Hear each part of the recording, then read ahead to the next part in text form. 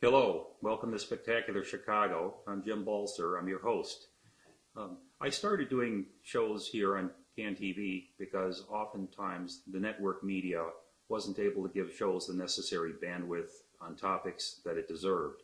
The 6-second sound bites oftentimes took things out of context and didn't portray individuals in the correct or favorable light that they deserved. Today I have Mr. Ken Franklin from the Chicago Transit Union 308, and we're going to discuss matters confronting the transit union operators of our CTA rail cars. Mr. Franklin, welcome. Thank you, Jim. I appreciate the opportunity to talk to you. So in these times with the coronavirus epidemic, I'll call it an epidemic, it's not so much a pandemic, but in this pandemic time, we have a quarantine. Were you in favor of that initially, or how did that come to pass? I thought that a quarantine in the very beginning, 3 or 4 weeks, and then us coming back to a mask or sanitizing world would have prevented, it would have gave us systematically time for everyone that might have been infected at that time to go indoors and get a chance to get well and not allow you to be out in the public around other people to possibly pass the virus along. So doing that early, I thought would have been a good systematic move. And who knows, we might not have had as many people sick now and possibly that have passed on to another life. So you were advocating it, but it didn't happen as quickly as it. Correct. The governor and the mayor took their positions on it, especially with the transit system. So we fell in line supporting their wishes, and we're working through this. Okay. How is your union membership taking this pandemic? How are they interfacing? How are they, working it with the? Well, everybody is, has a level of fear in them about this. Along with, in their families, everybody's concerned of this invisible evil, but along with the PPE that's being provided now, the gloves, sanitizers, wipes, and finally the mask, we're working through this diligently, and we're just looking forward to coming out of this. Okay. In these hazardous conditions, are the membership, are they receiving hazardous pay, like in some occupations they might be? After all, your operators, train operators, and so forth, they have people around them that might be sick. Right. At this time, the hazardous pay hasn't had any success. Hazardous pay, hero pay. The lawmakers in Washington are going back and forth on hazardous pay, and we are mindful of the money that's coming to CTA. Me being the president of the rail and the president of the bus, we're watching the money that's coming to CTA and prepared to argue about some form of compensation, hero pay, whatever you want to call it, trickling down to our members. And we're also in contract negotiations now with everything suspended. We want to see some sort of appreciation either now or during those negotiations. Okay. Are you currently in negotiations in your union for your main contract or other negotiating? Yes, our contract ended December 31st, 2019, but everything has been suspended due to the coronavirus pandemic right now. Okay. Fatalities, everybody's reporting fatalities on a daily basis. Are governor was talking about that. What about in the CTA family? Are there some fatalities? At the Chicago Transit Authority, there's been 4 deaths, 2 on the side of my sister local, a bus operator and a mechanic. There's been, I believe, a machinist out of the Skokie shop on the far north side, and someone that works at CTA headquarters in their tech department. Okay. Do you think CTA is doing enough for the employees at the moment?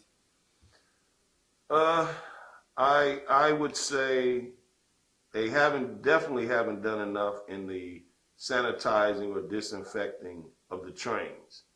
There's been no additional effort. If you watching the news and you see how New York is, they're all suited up and they're spraying and they're sanitizing. We have not done anything like that at CTA. They're pretty much doing the same cleaning of a train that they were doing prior to the coronavirus pandemic. So in that aspect, definitely no. It should be a no-brainer to do more or something similar because of the coronavirus alone, and we're not seeing that at CTA. Now they are passing out gloves. They do have hand sanitizers, and since the CDC changed their opinion about a mask, that was finally officially incorporated into PPE at CTA. Okay. Well, in line with masks, I mean, you can treat the surfaces in the train, anything that people are touching, but the masks are what you inhale or exhale, depending upon if you're not sick or you're sick, to keep it in or prevent it from getting in. Mm-hmm. Anything being done to treat the ventilation systems? Because that's how this is spreading. Right. Thank you for bringing that up, because I've asked questions about the air system. Now, the units on the trains do circulate the air, so it would only make sense that some sort of filter or some ultraviolet light would be used to help kill the virus, because the only time that train gets some different air is when the doors open, and that could be several minutes between stations. So I'm not even 100% sure that an operator, even though they're in an enclosed motor cab, is protected from someone possibly having the virus, because we don't know what's happening with the air on the train. Do you know if the cabin is vented at all in some fashion? The operator can open a window. Otherwise, that same air is circulating. In the cab? Yes. Okay, so the operator is then getting what's in the Absolutely. the cabin. Yes. Okay. Yes. You mentioned the UV. The UVC germicidal lamps can be used in the air ducts to kill the viruses. Some high-end residential systems have that to kill the viruses in the air. Okay. What about the employment situation? Any layoffs, or is anybody pressing for layoffs? No layoffs have occurred at this time at the Chicago Transit Authority. The service is still the same. That's something that we're keeping our eye on, we're concerned with. In my amalgamated transit union across the United States, we have seen layoffs occur because the ridership has dropped, and the service has been affected. So by maintaining the schedules, maintaining the same number of trains, it allows for necessary social distancing? Yes. That's the idea of keeping the 8-car trains, keeping the number of trains in service at the time, that it would afford social distancing on the train system. Okay. Your contract is ended, and there may be some issues you have with in relation to your union members or on behalf of them. Can your union strike? I mean, it's different for each union and how it works, but in your particular union, are you able to, if there's an issue with the CTA or with the city or whomever, are your members able to go on strike? Well, that's a great question. It's not in writing. What's in writing has been in writing for over 40 years is that interest arbitration is mandatory when it comes to bargaining. But as far as a safety issue, there's other reasons we could take a strike action. And I'm hoping that we'll be respected this come around in this negotiation period where we won't have to utilize something like that, because we have honored the mayor and the governor's wishes and came to work and helped, I think, do a very important service to the city of Chicago during this pandemic. Okay. So if there are safety issues that are not being met, either for your operators, your union members, or, for example, the passengers on the trains, as is happening more often, it's being reported at least, are you able to strike on that basis, that they're not providing the necessary support to enhance safety or security or any of those other things? Absolutely. Okay. Absolutely. The CTA, the president of the CTA, do you receive any interface from the president, or how does that relationship between you and the president of the CTA work? It's nowhere near the level it should be. Normally when I contact him, I'm receiving a call from someone else to deal with an issue. He was absent for the 2 years plus negotiations, not one visit on behalf of the employees that he's responsible for. I guess he has a different opinion of where my head is, but I've always been welcome towards him to sit down and talk and work out whatever differences there may be. But we do not have a relationship that's adversary to the CTA employees, my union members. Okay. You'd think you would be in that Rolodex file. You'd be one of the 10 people on his desk or in his mind that he would talk to in a pinch. Yes. The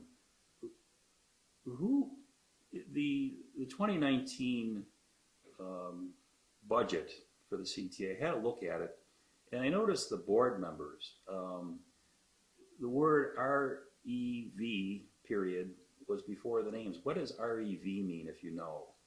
Oh, you're referring to the CTA Board. Yes. The appointed positions, that probably stands for Reverend. Reverend. Reverend. There's 2 to 4, I believe, at least 3 reverends on the CTA Board. Wow, so they can pray for Yeah, I guess that's their purpose. Okay, and with the president of the CTA, you're emphasizing that communication could be enhanced. Absolutely enhanced. Do you ever talk to the president, or there's a secondary person that talks to you? There's a secondary person. Usually if I email him or something, I get a call from someone else versus him. And that's only on specific situations, something very serious or, something he definitely probably just wants to be in the loop of. But, so if you're going on strike, he may call you back directly. that would be nice. Okay. Who appoints the president of the CTA? Is that a mayoral function? Yes. Ah. Yes. And this president was appointed by Lori Lightfoot, or is it? Rahm Emanuel. Rahm Emanuel. Yeah. Out of the positions on the board, the governor has so many and the mayor has so many. Okay, so the governor makes some appointments on the board, and the mayor makes correct appointments. Correct. Okay. Back to the coronavirus, how many of your members have been tested? Tested, many of them have gone out on their own and been tested. We have a dedicated facility, Rush Hospital, that recognizes the transit employees, they're performing tests. But as far as who's tested positive on the job and where a quarantine needs to occur by the employer, I have not been provided that information. CTA is not saying, hey, we have 200 or 300 members or employees that have tested positive, you know, according to paperwork and so forth. They have not come forth with that information. Okay, so we just have the statistics that they volunteer versus what the actual figures might be. There hasn't even been a volunteer of information. I know personally because members have responsibly informed the members, informed the union that they have tested positive. So when this started, you know, members were coming forth responsibly stating that, hey, I tested positive and so forth. And beyond that, CTA has not provided any information on how many employees / union members have tested positive. Okay. I noticed with the buses, you now enter through the side back door, and they're not charging fares. Mm-hmm. So that was in response to keep people away from the driver. I noticed they've got that cordoned off. Is that what's going on? Yes, on the buses, and again, I'm the rail person, but the idea was to provide the bus operator with so much space, safety, social distance safety. They're not paying fares on the buses, and the bus operators are allowed to monitor the number of passengers they have on the bus. But I think that's been a problem because people are either going to wait longer. You can't put out more buses to accommodate people that aren't able to get on the bus. So I don't know how well that's worked because that is on the bus side, but just seeing pictures on social media, it looked like it's been a problem. Okay, so the bus operator might look in the back, and I've actually seen them counting, mm-hmm. and if there's X number of people, then they just run express or until they discharge passengers. They won't pick up any more. That's absolutely correct. Okay, and no fares, it's losing quite a bit of revenue. Correct. They reported that they're losing approximately $1 million a day right now. $1 million a day? Yes. Wow. Okay. What measures are you taking as far as increasing the cleanliness and sanitation of the trains and so forth? You had some ideas on new equipment, and in fact you mentioned Mr. Huberman had ordered some equipment some time ago, and you were showing me some videos. It looks quite interesting. Could you tell me a little bit about it? Yeah, some machines surfaced that supposedly were purchased by former President Huberman that they were going to use in the era of the SARS scare.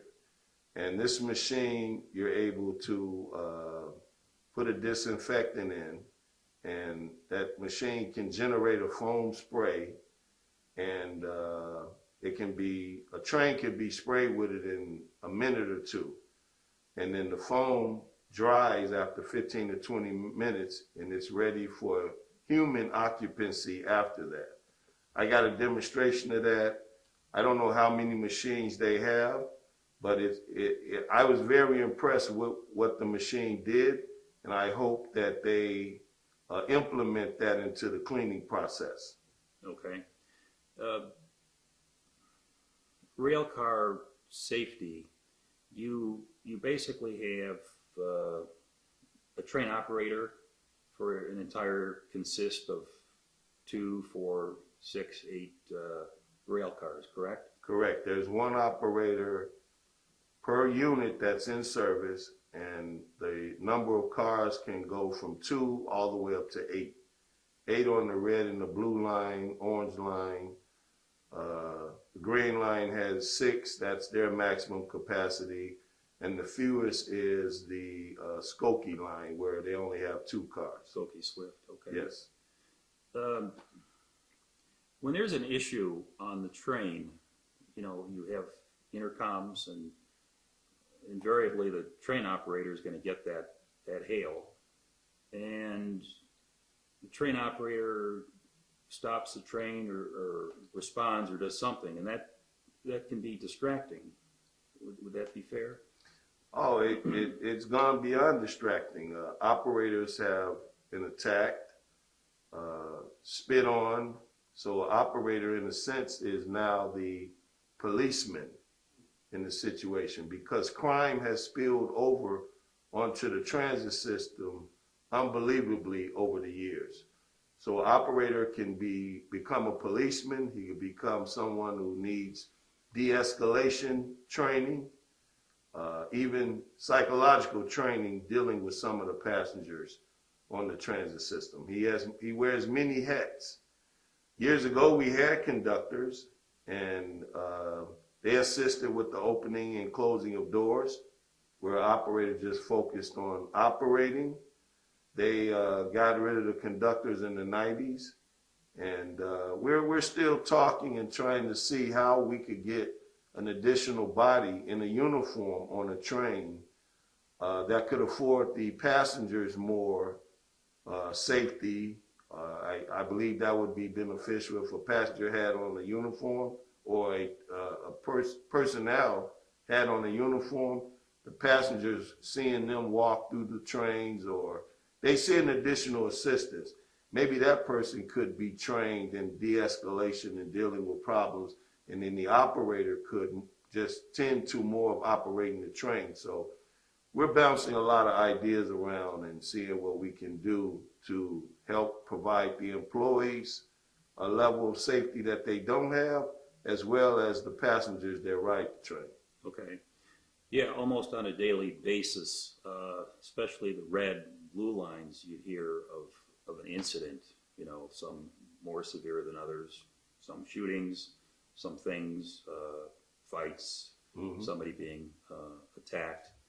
And I think my opinion would be that passengers would be willing to pay extra quarter a ride because of the escalations of the incidences that are occurring on the trains now, to feel safe. And you're right, I recall the conductors. I mean, Metra has conductors on their trains, and they're there to collect the fares or make sure those fares are paid. But you rarely ever hear of an incident as much on a Metra, because there's somebody there to make sure that if there's an issue, because in that scenario, you can't have the train operator on a Metra train come all the way down. Right. But your CTA railcar operators are having to do just that, right? Yes, sir. Yes, sir. They're the only ones, and it can be quite frightening during rush hour for an operator to have 800, 900 passengers on this train and have a problem. Even dealing with the train, forget about a passenger. Imagine an operator having to go troubleshoot a problem on a train with 800 or 900 people on the train consist in the subway, all by itself. They've had to evacuate passengers in the subway through old emergency exits, all by themselves. So definitely, the biggest deterrent against crime is visibility of a policeman. Not that he can prevent it, but if a policeman is around in a uniform, an employee for CTA on a train, besides an operator, could be very valuable. Okay. I recall the K9 units. They seem to be effective, and they did away with those. Do you know anything about why they are no longer? Well, there was an unfortunate incident at 69th Street on the Red Line, and I believe that company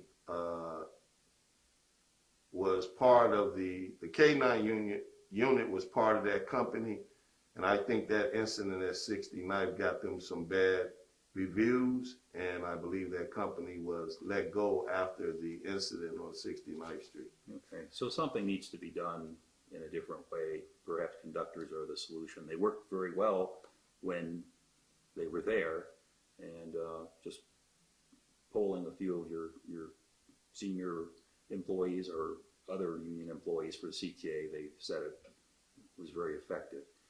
Well, that's all the time we have for today. Thank you, Mr. Franklin, for Thank you. joining us. Thank you. And we look forward to having you on the show again soon. Thank you, sir. Thank you.